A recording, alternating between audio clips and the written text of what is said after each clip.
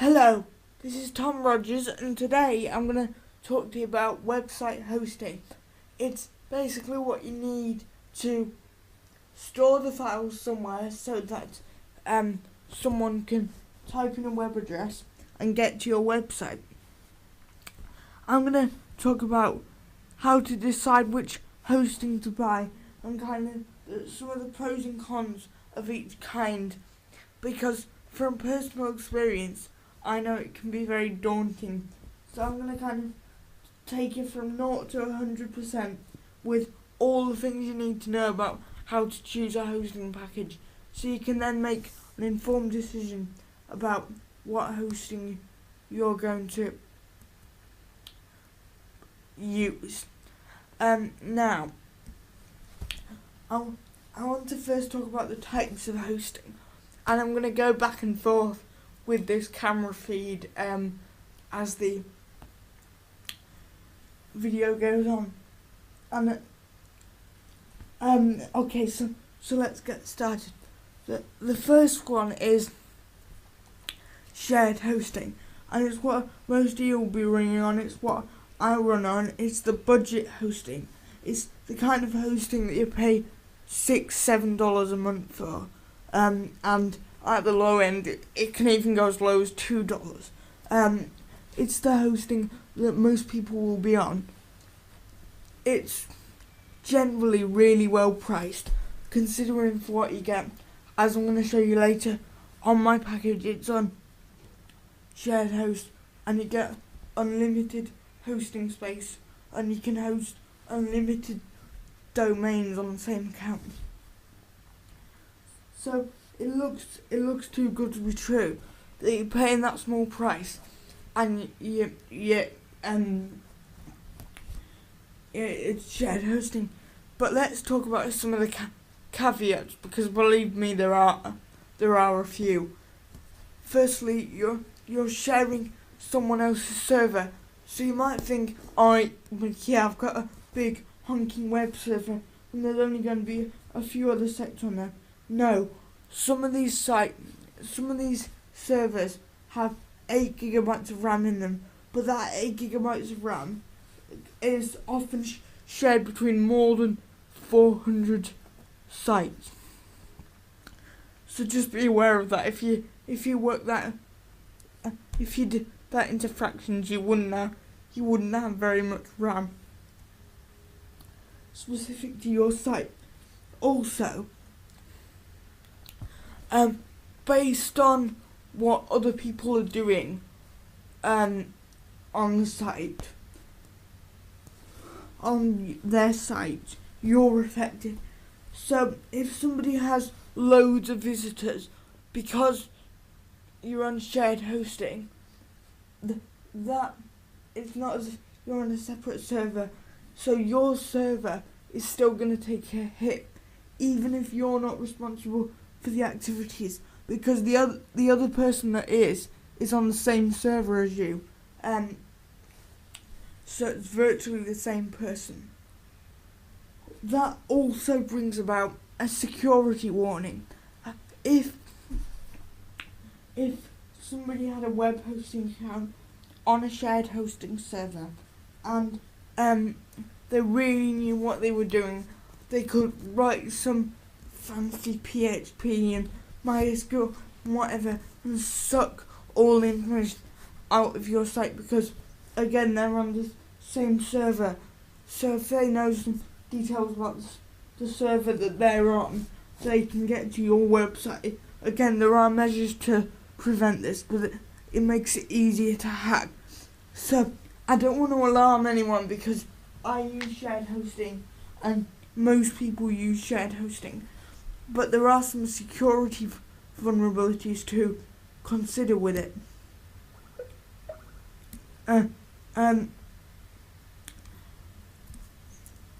Okay. So there's also virtual private, or you'll sometimes hear it as virtual dedicated hosting, where you're virtually getting a server to yourself. These typically start about $50 a month. So imagine what that is in comparison to about $6 that you pay for a shared host. But what you're basically getting here is a virtual server. So you're getting access to a virtual machine, i.e. a virtual operating system on that server, which has specific resources because it's its own operating system. So the resources are fixed. On a shared host, like I was saying, somebody can suck your resources, but they can also benefit. You can also benefit from them not using their resources. So on virtual private, often because you're using a virtual machine, you have a fixed amount of RAM, and that can be good and bad, because that means if someone's using loads on a server, then it won't impact you as much, but you don't have that flexibility in terms of being able to get more. So that's virtual private. And then there's dedicated, which tends to start at about $100 a month. So it's typically not what most people are using, but it really offers you flexibility to customize the whole server, because that's one of the key things, customization. On a shared host, there are some exceptions, but on a shared host, you're typically not going to be able to remote in with a command line and come and change the packages on the server. With a dedicated host, you can often get a remote connection and make it so that you're operating the server as if you're operating your computer. So you really do have full access to that server. But it can go anywhere from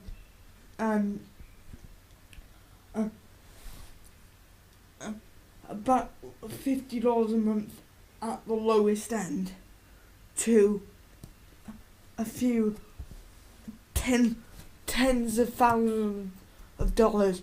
I should imagine that Microsoft are paying $50,000 or more a month for their dedicated server to run their website.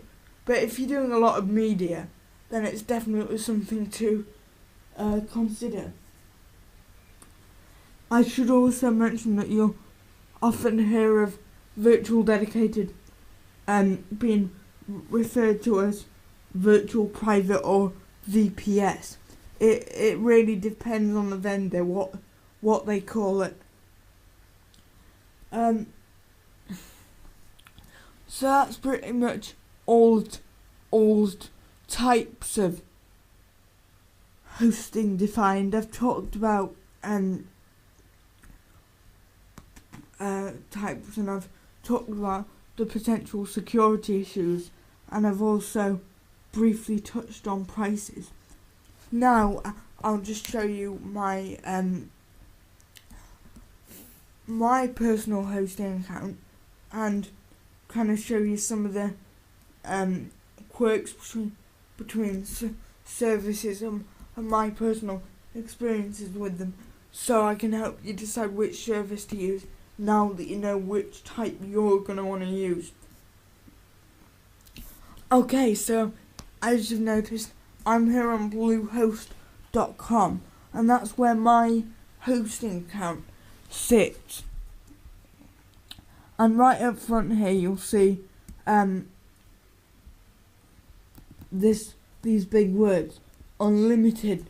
What's included: unlimited hosting space, unlimited file transfer, host unlimited domains. Now I just want to touch on what the host unlimited domains means. It means you can host another domain off that same hosting account without paying any more money, and I'll show you how to do that later in the kind of standard control panel that you get with a lot of these hosts.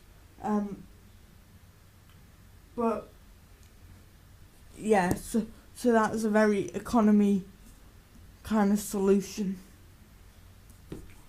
There are some quirks to doing that, and you also see that I have a free domain name forever.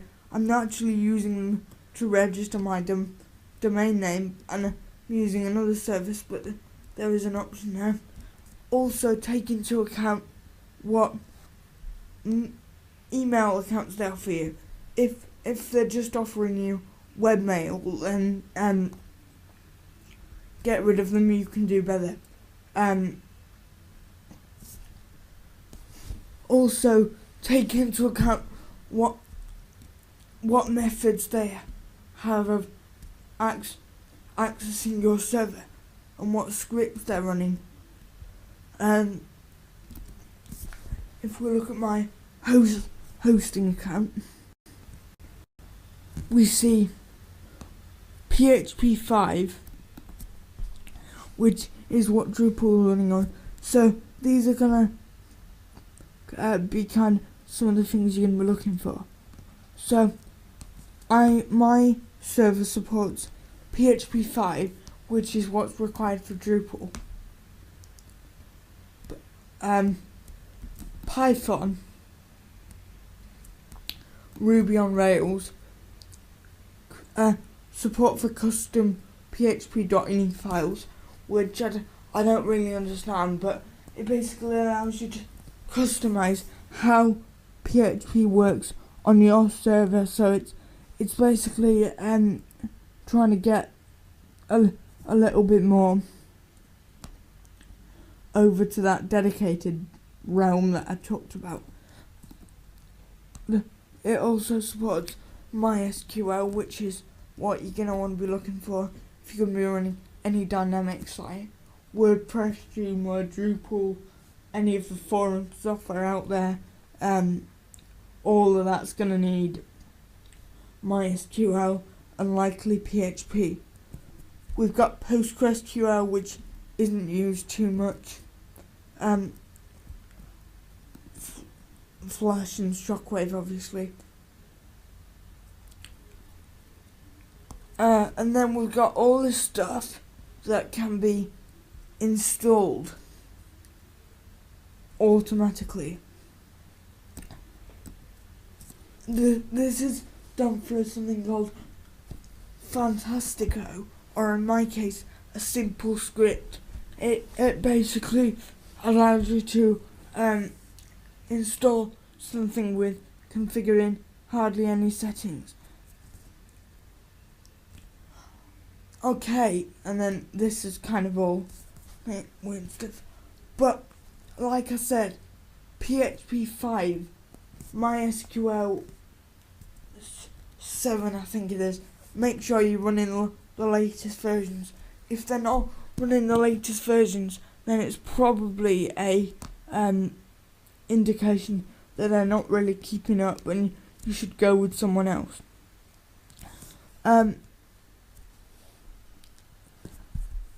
So these are all the things that can be installed dynamically. I've already covered that. Make sure that you know what kind of operating system your server is running on. This is going to govern what type of web application you use. I'll just give you a quick rundown on server platforms. One server platform is called Apache, and is what most people will use. It's very, very commonplace around the web, and it runs Linux. You can also get it to run on just about every platform. 70% is the last statistic I heard. 70% of the web is using Apache. It's open source and free and extremely stable, and that's what a lot of the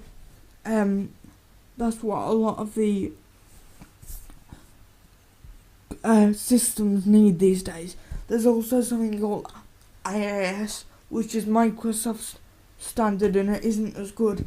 So if you're look at the kind of applications you want to run. If your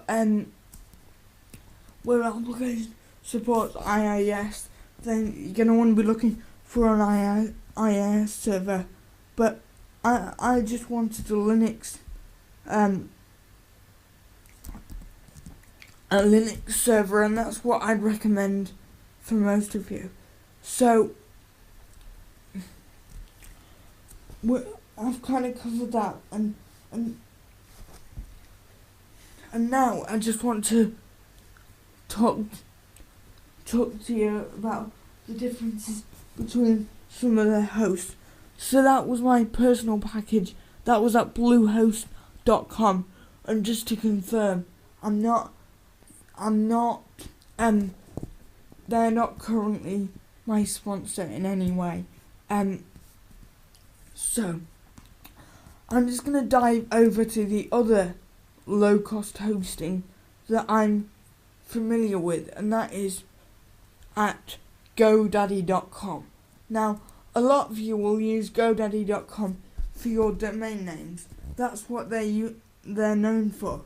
But I use someone else for domain names called domain.com, because at the time that was when it was most reasonable.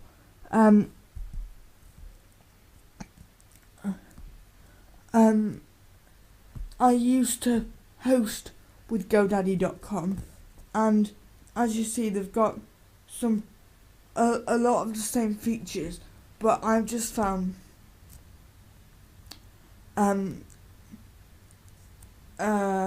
Bluehost to be more economy and better. So that's GoDaddy. I've had personal experience with it, and I quite enjoyed using it. I had good uptime, but their interface is kind of a kludge. And I just thought I'd mention that they also, this is their shared hosting, but they also have virtual dedicated and dedicated. Another thing I want to talk about, which is good to look at when I'm on this GoDaddy page here, because it's a perfect example. If you pay for more at once, you get more for your money. For the more you pay at once, the more you save in the long run. Now, I got caught out on this with Bluehost because they basically said that I was signing up and accidentally selected 36 months instead of 12 months. So I ended up getting a cheaper rate, but I ended up having to pay more up front. So definitely watch the pricing. Be mindful of what's selected, but if you know your site's going to be around for a while, choose the higher end option, because you'll save money in the long run. The next host I want to talk about is HostGator, and they also offer hosting. Now, I haven't had personal experience with this one, but it's a lot like Bluehost. As you can see, they offer a lot of the same features. Unlimited websites and unlimited disk space, and that they were actually the same price, but I've just found Bluehost to be a bit more flexible. Now, you might ask when you look at these, why can these two hosting companies be so similar? Well, that's because of the thing that I'm going to go into next. The thing that all these hosts use is called CPanel, and it's like the industry standard for controlling your website. I've just logged into mine here, and some places will brand your cPanel. You might have places that get into it, but most hosts use this software called CPanel. So that's why they have so similar features, because it's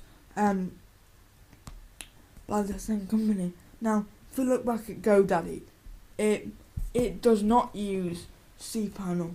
It uses a GoDaddy interface, which is quite nice. It's got some nice JavaScript things in it, but it's not CPanel. So that's why it's not as flexible, I find, as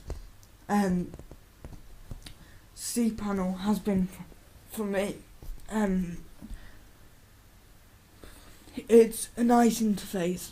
It has a lot of JavaScripty things, but it has a passive relationship with the server, meaning it takes a little while for you to do something.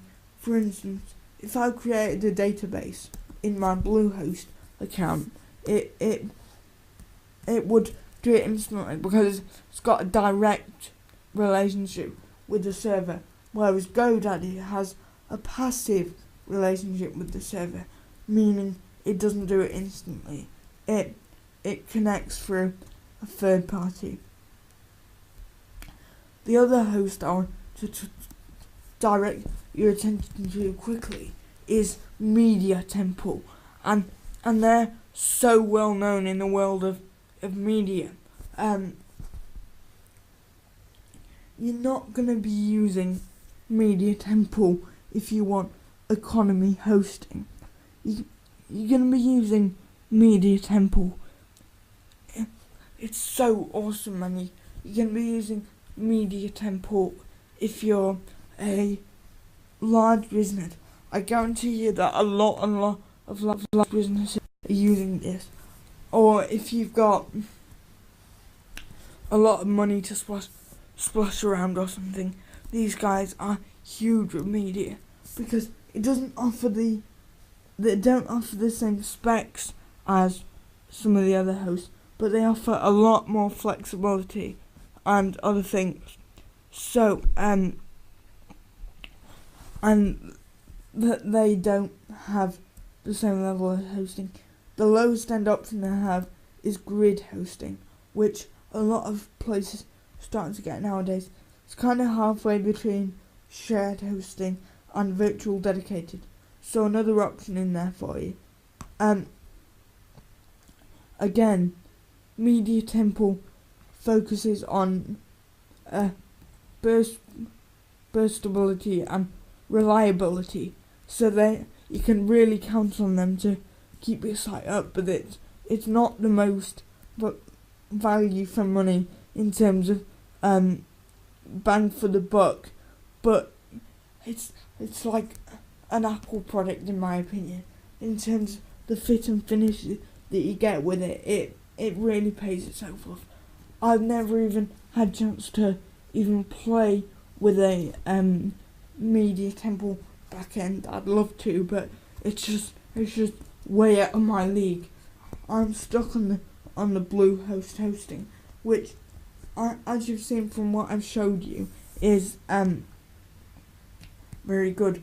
But their base price is $20 a month, in comparison to Bluehost $5 a month or something for their shared hosting. And I just want to clarify, Media Temple don't have their shared hosting. And I just want to kind of hammer this point home. For what you get in terms of spec per spec, Media Temple is overpriced. But if you look at who this is used by, it's used by Starbucks, Toyota, a whole bunch of other people, TechCrunch, WordPress, ABC. So probably lots of people you've heard about, and they have consultants that'll discuss your project with you. This is really for the high-end business, and for the highest end, it doesn't even give you a ballpark price because it's just so tailored. For Media Temple's highest account, you could probably end up paying hundreds of thousands of dollars a month. For their Nitro plan here, it's, just to give you an idea, it's $750 a month, and this is a monster box. I mean, look at all the things you get. You can control everything about this server, and it even goes into detail about how fast the hard drives are. It tells you about the processors. You get nowhere near this control of on a shared host. That's why it's $750 a month as opposed to $5 a month, and it tells you in detail what hardware you're gonna own, because when you have this plan, you're technically renting this entire server. So just to show you kind of the two spectrums, what you get on Media Temple. A lot of people use their grid hosting because it's amazing for what you get, especially for media. That's where they get their name, Media Temple. These guys really have attention to detail, and I could bang on about them all day, and to most of you I probably am, but seriously guys, it's amazing. And if you've got cash to splash about, this is definitely what you're going to want to be going for. MediaTemple.com. It's like Uber hosting. So I just wanted to go back to Bluehost here and just kind of talk about some extra things. I was saying that on the dedicated server you can remote into it via the command line or via a terminal window to get ultimate control. Well, this is really new, but on some of the new CPanels, on a shared host, you can actually get SSH control, which is via a command line shell, so you can do anything with any websites on that entire server.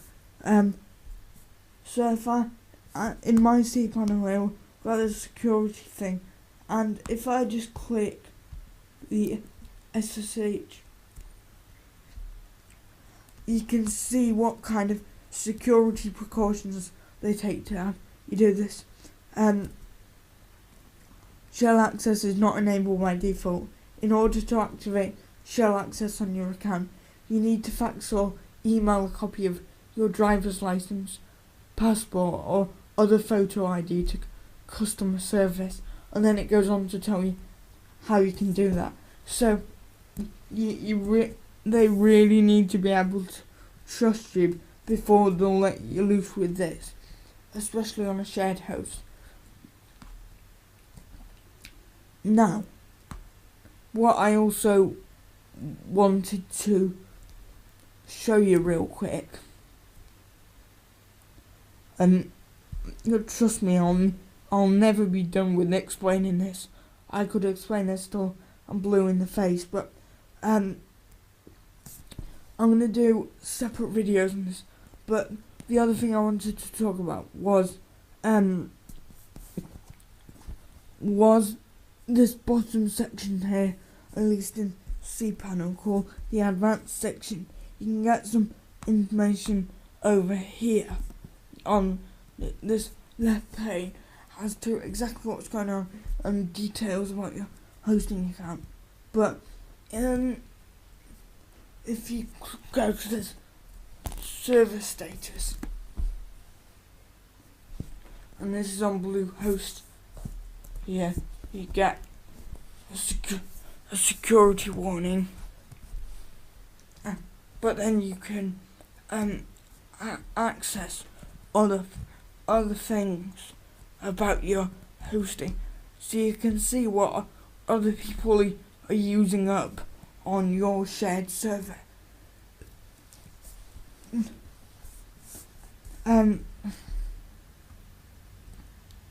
So I can go, for example, into the processes manager, and I can see what processes belong to me.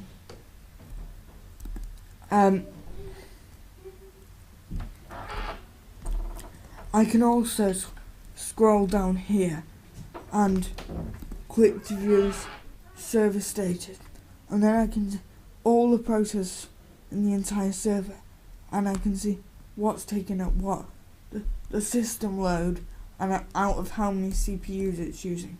And this is the entire server. So if your site's particularly slow one day, you can come in here and see what other people are using.